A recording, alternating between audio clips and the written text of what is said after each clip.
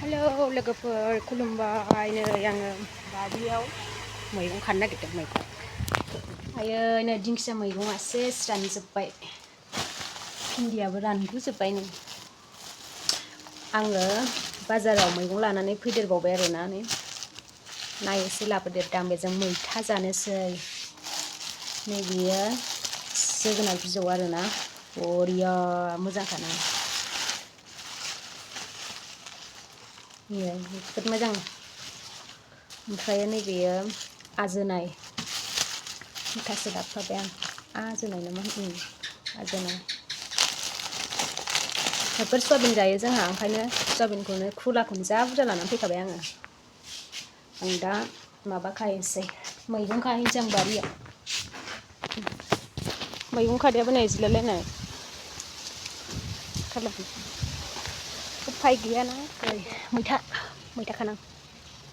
मैथा गोजा बैसिम बे मैथाया ओरैजाय फान्थाव एसे दङ बैबो फान्थाव बैयो मा होनो बेखौ सबाय बिमा बैयाव दं फान्थावा मैथाखौ फुख्ल'गोनसो दे रोजाद्राय नालायथो ओंखायनो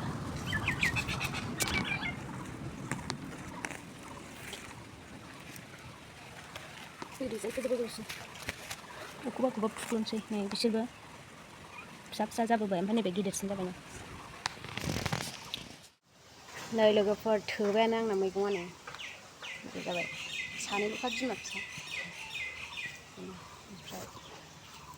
एसे बानलु खालांसां बानलुआबो नै मोनफ्रुलायनाय दङ बानलुखौ एसे खानोसै मोनजोब्बाय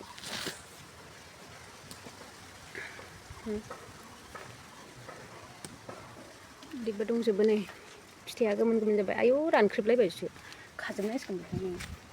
बिफाङावनो मोनब्रेजोब आयदै रानख्रेबजोब्बाय जि दालायसो गाफाजोब्बाय सबाय बिमायाबो नै जाबोबाय लाइन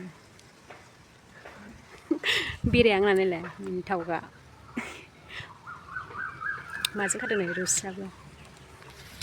बेनोसै आरोना लोगोफोर